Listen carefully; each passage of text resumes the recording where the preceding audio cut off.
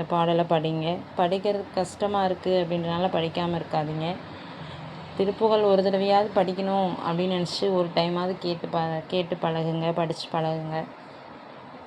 நான் இப்போ தான் யோசிக்கிறேன், திருப்புகழ்னு சொன்னோம், இந்த வாய்ப்பாவது எனக்கு கிடச்சிருக்கேன்றது எனக்கு நான் நன்றி தெரிவிச்சுக்கிறேன். நன்றி முருகா.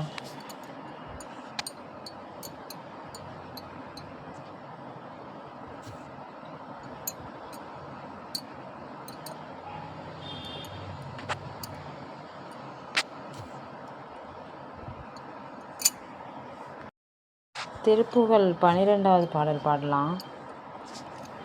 காதடரும் கயல் கொண்டு இசைந்து ஐம்பொறி வாளி மயங்க மனம் பயந்தந்து இருள் கால்தர இந்து விசும்பு இலங்கும் பொழுது ஒரு கோடி காய்கதிரென்று ஒளிர் சிலம்பும் கனை யாழியுடன் கடகம் துலங்கும்படி காமன் நெடுஞ்சிலை கொண்டு அடர்ந்தும் பொறுமயலாலே வாது புரிந்து அவர் செம்கை தந்து இங்கிதமாக நடந்தவர் பின்திரிந்தும் தன மார்பில் அழுந்த அனைத்திலும் துன்பம் அது உழலாதே வாசம் மிகுந்த கடம்பம் மென்கிங்கினி மாலை கரம் கொளும் அன்பர் வந்து அன்பொடு வாழ நிதம் புனையும் பதம் தந்து உனது அருள் தாராய்.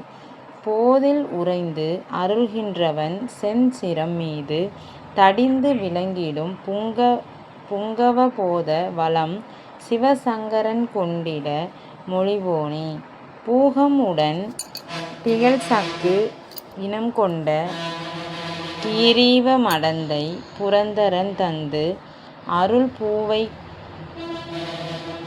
கரும்குற மின்கலம் தங்கு பன்னிரு தோளா. தீது அகம் ஒன்றினர் வஞ்சகம் துஞ்சி இடாதவர் சங்கரர் தந்த தென்பும் பலசேர் நிருதன் குலம் அஞ்ச முன் சென்றடு திரளோனே. சீதளம் முந்து மனம் தயங்கும் பொழில் சூழ்தர விஜ்ஜைகள் வந்து இறைஞ்சும் பதி தேவர் பணிந்து எழுதென் பரங்குன்ற உரை பெருமாளே. தேவர் பணிந்து எழும் தென் பரங்குன்று உரை பெருமாளே. பாடல் விளக்கம் பார்க்கலாம். காது அளவும் நெருக்கும் கயல் மீன் போன்ற கண்களை மனத்தில் கொண்டு அப்போது மகளிர்பால் மனம் ஒருபட்டு ஐம்புலன்களும் மன்மதன் வீசும் அம்புகளால் மயங்க மனம் அச்சம் கொண்டு இருள் நீங்கும்படியான சந்திரன் விண்ணில் ஒளி தரும் பொழுது கோடிக்கணக்கான காய்கின்ற நட்சத்திரங்கள் போல் ஒளி வீசும் செவ்விய சிலம்பும் மோதிரமும் கடகமும் விளங்க மன்மதன் தனது நீண்ட வில்லை கொண்டு நெருங்கி சண்டை செய்வதால் வரும் மயக்கத்தினால் பிணங்கியும் இணங்கியும் இனிமையுடன் நடப்பவரான விலை மாதர்களின் பின்திரிந்து அவர்களது மார்பில் அழுந்த அணையும் துன்ப செயலில் நான் உழலாமல் வாசனை மிக்க கடம்ப மலராலான மெல்லிய கிங்கினி மாலைகளை கைகளில் ஏந்திய அடியார்கள் வந்து அன்புடன் தாம் வாழ வேண்டிய நாள்தோறும் சூட்டும் திருவடியை தந்து உனது திருவருளை தாராய். தாமரை மலரில் உறைந்தருளும் பிரம்மனது செவ்விய தலைமீது புடைக்கும்படி குட்டி அவனை விளங்கிட்ட சிறப்பு உடையவனே.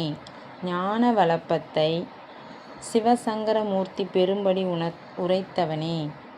கமுக மரங்கள் விளங்கும் சங்குகள் இவைகளின் அழகை கொண்டு கழுத்தை உடைய பெண்ணும் இந்திரன் பெற்றுருளியவளும் ஆகிய பூவை போன்ற தேவயானி பெருமை வாய்ந்த குறமகளாகிய வள்ளி நாயகி ஆகியவர்களின் ஆபரங்கள் தங்கும்படியான பன்னிரு தோள்களை உடையவனே. தீய உள்ளம் பொருந்தினவர்களுக்கும் வஞ்சகம் குறையாதவரும் சிவபெருமான் தந்த செருக்குகள் பல கொண்டவர்களுமாகிய அசுரர் கூட்டம் பயப்படும்படி முன் சென்று அவர்களை அழித்த திறம் வாய்ந்தவனே. குளிர்ச்சி முற்பட்டு மனம் விளங்கும் சோலைகள் சூழ்ந்ததும் கல்வியில் மிக்கோர் வந்து வணங்குவதுமான ஊர் தேவர்கள் வணங்கி எழுகின்ற அழகிய திருப்பரங்குன்றத்தில் வீற்றிருக்கும் பெருமாளே. இந்த மாதிரி இந்த பாடலை பாடியிருக்காங்க இந்த விளக்கத்தோட. நீங்களும் விளக்கம் புரிஞ்சு இந்த பாடலை படிங்க. படிக்கிறதுக்கு கஷ்டமாக இருக்குது அப்படின்றனால படிக்காமல் இருக்காதீங்க. திருப்புகழ் ஒரு தடவையாவது படிக்கணும் அப்படின்னு நினச்சி ஒரு டைமாவது கேட்டு பழகுங்க, படித்து பழகுங்க. நான் இப்போ தான் யோசிக்கிறேன், திருப்புகழ்னு சொன்னோம், இந்த வாய்ப்பாவது எனக்கு கிடச்சிருக்கேன்றது எனக்கு நான் நன்றி தெரிவிச்சுக்கிறேன். நன்றி முருகா.